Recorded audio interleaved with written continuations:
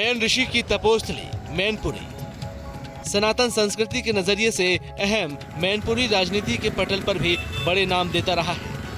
मैनपुरी को समाजवादी पार्टी का गढ़ माना जाता है। मैनपुरी से समाजवादी पार्टी के वरिष्ठ नेता मुलायम सिंह यादव 5वीं बार सांसद हैं, जबकि मैनपुरी विधानसभा सीट पर पिछले करीब 10 साल से समाजवादी पार्टी का कब्जा है। हालांकि समाजवादी पार्टी के इस गढ़ में विधानसभा चुनावों में बीजेपी भी चुनौती देती रही है।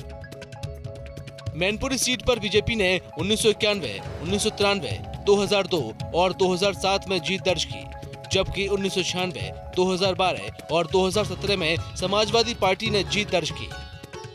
वर्तमान में मैनपुरी से समाजवादी पार्टी के राजकुमार यादव विधायक हैं, जिन्हें 2017 विधानसभा चुनाव में 75,787 वोट मिले थे, जबकि बीजेपी के अशोक कुमार को 66,956 वोट मिले थे।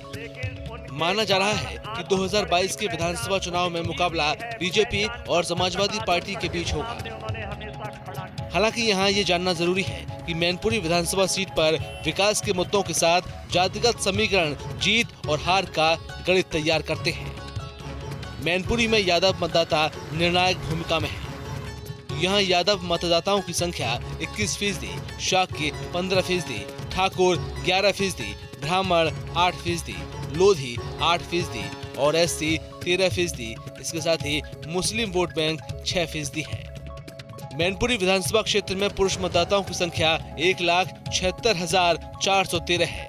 महिला मतदाता 1,50,114 है, जबकि कुल मतदाता 3,26,527 है। विधानसभा क्षेत्र में बेरोजगारी प्रमुख समस्या है। मेरे हिसाब से यह है कि जब तक मैनपुरी में कोई बड़ी इंडस्ट्रीज़ नहीं आएगी, बड़ी इंडस्ट्रीज़ आ जाएगी तो जो मैनपुरी से जाने वाले बच्चे हैं वो लोग यहाँ पे उन्हें रोज़गार मिलेगा। अभी तो इंजीनियरिंग करने वाले, एमबीए करने वाले यहाँ पे मैनपुरी में इस तरह का कोई जॉब ही नहीं है। अगर कोई बड़ी इंडस्ट्रीज़ वगैरह आ जाए तो इस तरह के बच्चे रुके तो शहर का विकास होगा। जो यहाँ के युवा हैं इन्हें IT चाहिए और थोड़ा सा और अपलोड मतलब और ऊपर जाएंगे तो उनको क्या चाहिए कि कहीं पे वो टैली का हुआ, कंप्यूटर का हुआ या मजदूरी को भी ले लेते हैं। मजदूरी भी हुई, मजदूर यहाँ पे संता बसंता चौराहे पे खड़ा होता है, आदमी उसको 300 रुपये में, 400 रुपये में, जो भी उसका रेट और लगता है लेके जाता है। इन्हीं सवालों के बीच 2022 का चुनाव होने जा रहा है। अब देखना है कि जातिगत समीकरण जीत और हार का गणित तैयार करते हैं या फिर विकास के मुद्दे सियासत को दिशा देते हैं। मैनपुरी से मनोज शाक्य के साथ टीम न्यूज स्टेट। अब सवाल यह है कि मैनपुरी के मौजूदा विधायक ने अपने कार्यकाल में क्या विकास कार्य कराए हैं, वो कौन सी उपलब्धियां हैं जिनके बलबूते वो 2022 में जीत का दम भर रहे हैं।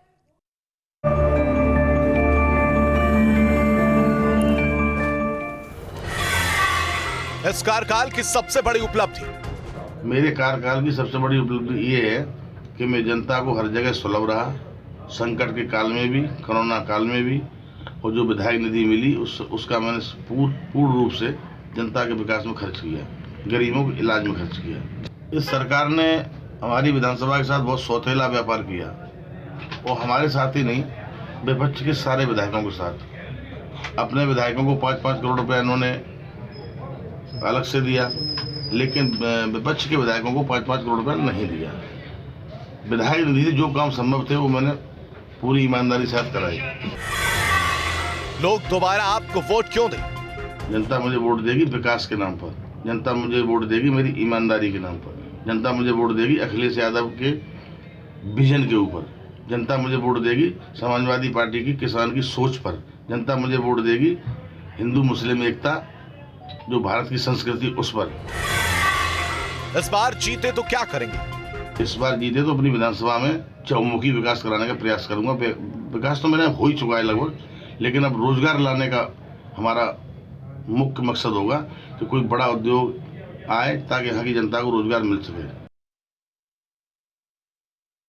विधायक का तर्क सुना, अब देखिए कि विधायक के तर्कों पर विपक्ष की राय क्या है। क्या वाकई विधायक ने क्षेत्र का विकास किया है?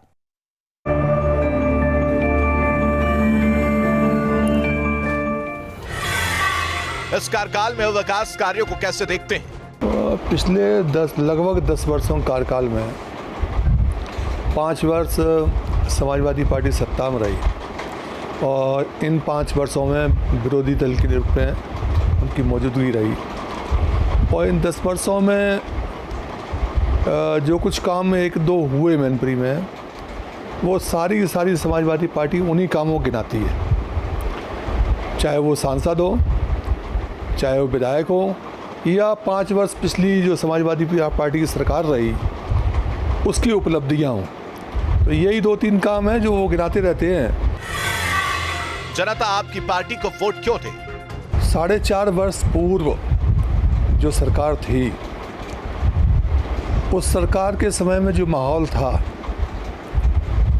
गुंडई, लूट, ज़मीनों पे कब्जे, अवैध कार्य, शराब माफियाओं के काम, रेत माफिया, तमाम तरीके का अपराध उस सरकार में पले फूले, जिसके कारण लोगों ने भारतीय जनता पार्टी में विश्वास व्यक्त किया और आदरणीय योगी जी के नेतृत्व में कानून का राज स्थापित करने का काम भारतीय जनता पार्टी की सरकार ने किया और आज गुंडे, माफिया और ज़मीन पर कब्जे करने वाले शायद मैनपुरी के पूरे प्रदेश में नहीं दिखाई देते हैं। आपकी पार्टी जीती तो क्या प्राथमिकता होगी? हमारी पार्टी आदरणीय मोदी जी के नेतृत्व में 2014 से सबका साथ, सबका विकास और सबका विकास लेकर चल रही है। उसी के आधार पर आदरणीय योगी जी उत्तर प्रदेश में सरकार चला रहे हैं। आपने देखा होगा, कोई भी योजना का लाभ बिना किसी भेदभाव के समाज के प्रत्येक तबके को मिला है, चाहे उज्ज्वला योजना हो, चाहे आयुष्मान योजना हो, चाहे अभी जो राशन वितरण का काम चल रहा है, कोविड काल से लेकर अभी तक फ्री राशन वितरण का काम हुआ। महीने में 2-2 बार लोगों को राशन मिला, ज़्यादा लोगों को समस्याएं नहीं आई। हालांकि कर्फ्यू के दौरान लोगों को समस्याएं आई हैं, लेकिन कार्यकर्ताओं ने मेहनत करके, प्रशासन ने अपनी ताकत लगाकर लोगों को ज़्यादा समस्याओं का सामना न करना पड़े, इसकी व्यवस्था की। और मैं समझता हूँ पूरे देश में योगी जी के नेतृत्व में जो कोरोना का काल था उसको सही से डील करने का काम अगर किसी ने किया है तो आदरणीय योगी जी ने किया है और जनता को कम से कम कष्ट हो इसका इंतजाम सरकार ने किया। लेकिन सबसे ज्यादा जरूरी है जनता की राय कि आखिर वो क्या मानती है। जनता के मुताबिक मैनपुरी विधानसभा क्षेत्र विकास के पैमाने पर कहां खड़ा है?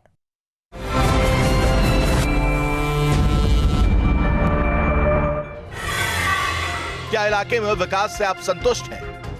माननीय विधायक जी ने बहुत अच्छा कार्य किया। मैनपुरी में सड़कें बहुत अच्छी बना के दी, सड़कें साथ में स्ट्रीट लाइट भी विधायक जी की ही देन है। हमारे यहाँ तत्कालीन समाजवादी विधायक राजू यादव हैं। विकास कार्य के नाम पे तो आपको शहर में भी देखने को मिला, कोई विकास किया ही नहीं है, सिर्फ अपने विकास के अलावा।